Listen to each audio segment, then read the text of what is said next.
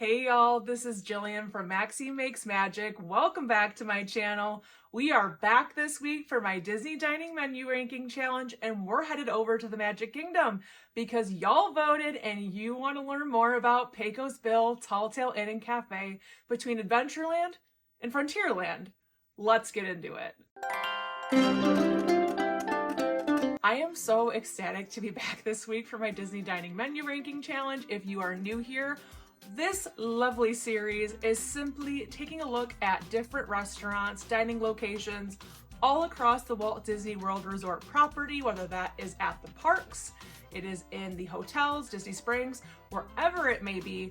We are taking a look at these dining locations and making sure they are a good fit for you and your travel party, because nobody likes going on vacation and spending money on terrible food and boring dining locations.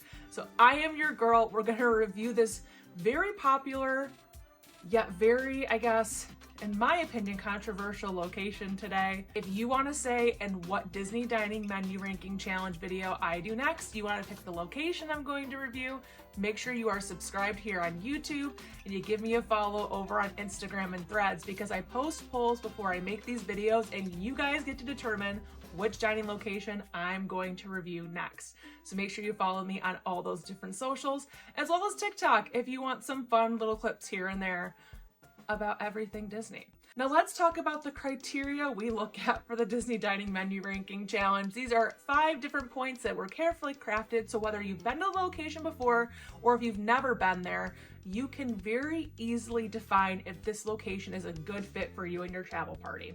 The first is the location in the park. The second is location theming. The third is food variety.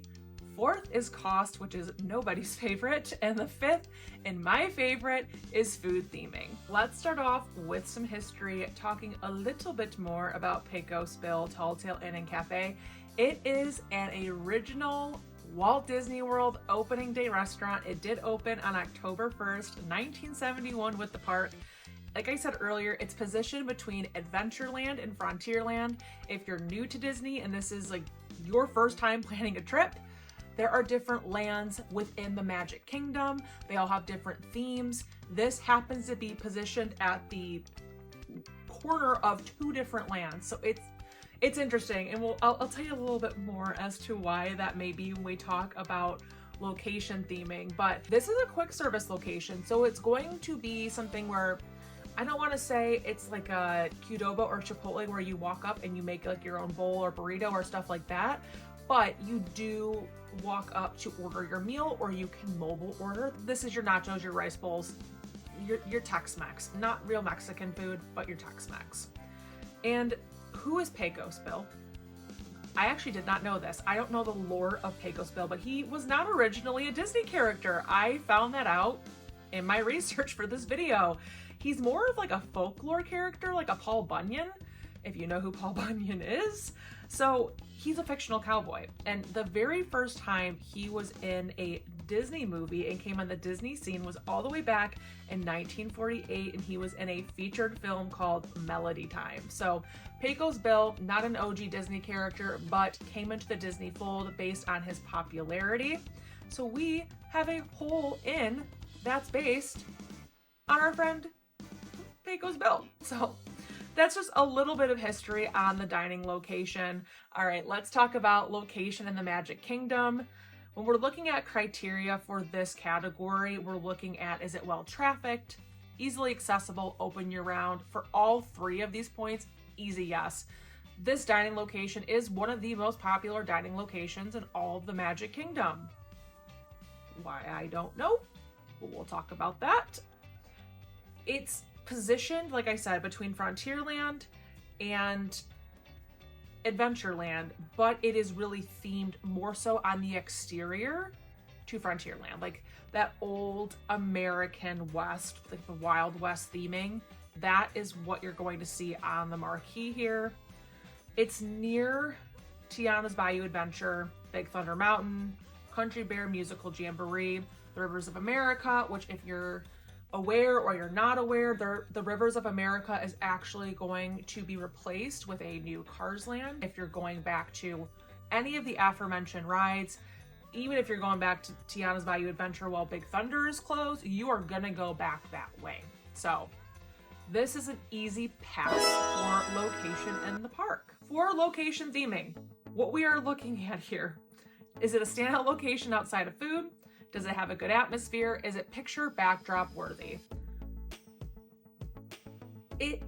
It's weird. I'm not gonna lie, because as I said earlier, it's positioned between Frontierland and Adventureland, which means depending on which side of the restaurant you enter, the theme is completely different, which is kind of cool, but also kind of odd. So if you enter from Frontierland, it is a Western frontier themed looking restaurant. But if you enter from the Adventureland side, which has more of like that Caribbean vibe because of Pirates of the Caribbean, it is Caribbean themed. So weird. So it has a little bit of an identity crisis going on, if I'm being completely honest with you. There's nods to Pecosville, like lore within the restaurant on the Western side. The Caribbean side kind of has like a cool hacienda flair, but like lanterns in the ceiling and stuff. But it's so odd. It's such a weird combination. The good thing is there's plenty of seating inside and out. Like you're gonna have somewhere to sit. We were there during Mickey's Not So Scary Halloween party and we had no issue finding somewhere to sit. So I will say it's great for that. I think it has a decent atmosphere, but it doesn't necessarily scream Disney to me, which I think, to be honest with you, makes it a fail. Pecosville is not a popular Disney character. I think that's part of my issue with this. If this was like somehow Country Bears themed, or there was like a more recognizable IP for this location, I would care way more. It's a fail for several reasons. It does have its pros, but unfortunately, location theming is a fail for this one. Let's go ahead and talk about food variety. So are there sweet and savory options? Are there plant-based vegetarian? Are there snacks and entrees? This category for this video made me really mad. I kind of alluded to it earlier on for this video. I think the food here is awful.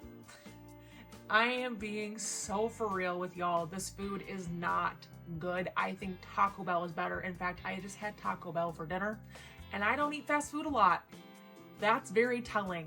So like I said, this is Tex-Mex fare. And if we're looking at the menu, the thing that really sets this apart is that you can create your own items, whether it is a tamale, it is a taco bowl, or like a rice bowl, it's a salad. You can customize your own food items. And I think that is very nice in a theme park. I'm gonna say this is the only reason, in my opinion, why this is passing this category. They don't do tacos. You used to be able to get tacos here. Why in the world would I go to a Tex-Mex place and not be able to get tacos? That is mind-boggling to me. The other thing that made this location awesome before 2020, for obvious reasons, was their toppings bar. They had the best toppings bar and it made this place stand out. I mean, it had sour cream, diced onions, chipotle ranch, banana pepper, shredded cheese, verde sauce, guacamole, which now costs you money, pico de gallo, salsa, limes, and roasted corn. All of that is gone. It's going to be like your very basic, like hot sauce, salt, pepper. You're not getting really anything fresh off of that toppings bar now. I think this location has really cool food items when it comes to the different events, like Mickey's Not So Scary Halloween party, Mickey's Very Merry Christmas party. It does have different food items for those events. Outside of that though, the food is just blah. This menu is open or the restaurant is open for lunch and dinner. So like I said, you can create your own either steamed tamale, Southwest Caesar salad, nacho bowl, or rice bowl. So like no burritos, no tacos. Why? I have no idea. And when it comes to your meat of choice, you can pick between a citrus chipotle chicken, a cherry barbecue cola pork, or green chili beef. I will be honest with you, I had the cherry barbecue cola pork and it was horrendous. Probably should have known that by barbecue cola, but I mean, you're in a Disney park. You're getting burgers and chicken tenders like the entire trip. So if you want something a little bit different, I was like, okay, maybe I'll try the pork out and see if it's better. It was not. Do not do that. Just get the chicken or the beef. Skip the pork. It's not good. They also have a burger on the menu here. They have a plant-based rice bowl, so we do have a plant-based option. It's got Impossible meatballs. Again, I am not plant-based, I am not vegetarian, I am not vegan, but I understand the value in having these items on a menu at a park like Disney that is catering to so many different diets, dietary restrictions. It's super, super important. Disney is awesome about it. So happy to see that. And then there's some sides like a chili con queso, cheddar beans, guacamole, which used to be free and now it's $2.50. Again, I'm not a guacamole girl, but I get my guacamole friends because I love hummus, and if I had a toppings bar and a Mediterranean like quick service, which Disney needs to do with hummus, I'd be there all day. Love me some hummus. I get people feel the same way about guac when it is not free. That is a bummer. There are also barbecue cheddar seasoned fries and cilantro lime rice. I almost said chipotle lime rice, and that would be disgusting. So they do have some nice sides. There are kids meals, chicken nacho bowl, cheeseburger, chicken rice bowl, beef nacho bowl. And then for your desserts, there are sweet corn mousse and mini churros. And then there's also a specialty like strawberry lime slush. It's not that exciting of a menu. It just has good variety in the sense of you can customize your own stuff. So for that reason, this is a pass, much to my dismay, because again, I think the food quality is just, and I've been there several times. It's not like I've tried it once and I didn't like it. I've been there several times and I do not like it. I would rather have a chicken dinner or a burger or something completely different than this. So it is a pass. Moving on. Talking about no one's favorite cost. So quick service locations, $12 or less. That's your average range, your average cost. And most restaurants in this category do quite well. I never include kids meals in this cost, and I never include beverages except for specialty beverages. So like I wouldn't include beer in here. I wouldn't include like water, pop, soda, cola, whatever you call it. We call it pop here in the Midwest. But if there's like a specialty beverage, like I think there was that strawberry limeade or strawberry slush, whatever it was, I would include that in here. Usually those cost significantly more than just your average like fountain drink, water bottle, maybe not Disney water bottle. But for the record, this location does pass. The average cost of the menu items is $8.88, which is a really good deal. So again, super budget friendly, great portion sizes, even if they're not your it's not your favorite thing to eat and like if you need something, the portion sizes are very good. So I will give credit where credit is due, even if I do not agree, but this is a simple pass. Good for you, Pecos Bill. You passed on cost. For food theming, we are looking at, is it destination worthy? Are there character inspired snacks? Are there exclusive location treats? My friends, no. No. This location, there is nothing stand out about the food here, as I've said. The food is just subpar. As I said, I would rather go to Taco Bell, and I did. Today. The day I filmed. That's what I ate before I filmed this. Was Taco Bell. I would rather go to Taco Bell and get their cinnamon twists. But we're not here to talk about Taco Bell. We're here to talk about Pecos Bill. And y'all, there are no character themed snacks. There are sometimes like fun holiday treats here. It's one of the better locations for holiday snacks. But a lot of those snacks are exclusive to different parties. Again, it's exclusive to Mickey's Not So Scary Halloween Party. It's exclusive to Mickey's Very Merry Christmas Party. And not everybody is going to, not everyone's going to the park for those events. Those are extra ticketed events. We are talking about day to day, any time of the week, what you can get here 24/7, 7 days a week, maybe not 24/7 because you can't be in the park 24/7. I wish you could, but you cannot. No, I have not tried, but you know, it's just not good. There's nothing fun about it. I wish there was, but there's not.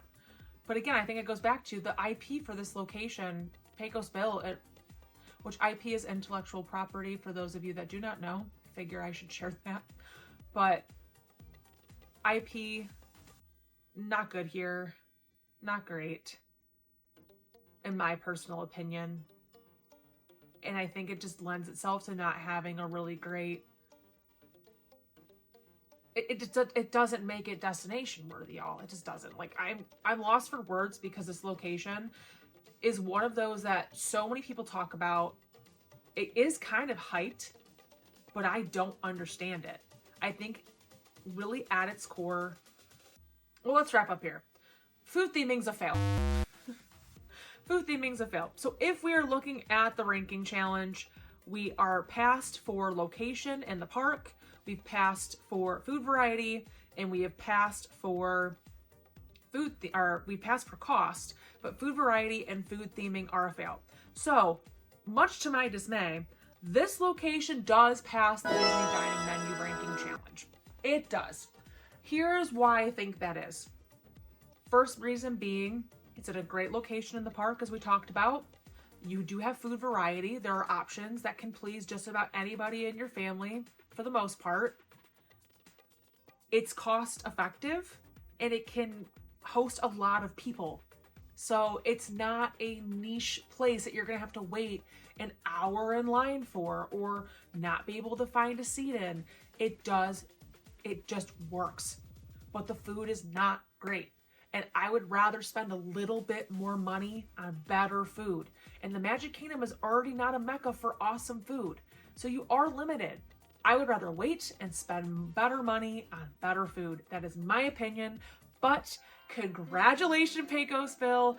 You have passed the Disney Dining Menu Ranking Challenge. Happy for you, even though I don't agree. But I hope you guys find this video fun and helpful. It was interesting to research this one because I have been wanting to for a second, but you know, I always want to let you guys kind of pick what you want to see next and what vibes with you. So if you've made it this far, drop a cowboy hat down in the comment section, or drop like the little cowboy emoji down in the comment section so I know you've made it to this point in the video. I hope again that this is so helpful for you guys, whether you're planning a trip or you just like Disney content. I'm your girl. I always do these Disney Dining Menu Ranking Challenges. I also recreate Disney recipes from all across the Walt Disney World Resort right here in my home on the channel, so make sure you check it out. Thank you so much for joining me today. If you like this video, make sure you like, subscribe, and hit that notification bell so you never miss a video. It really helps the channel thrive. As always, this is Jillian from MaxineMakesMagic, and I hope you have a magical day. Bye, guys!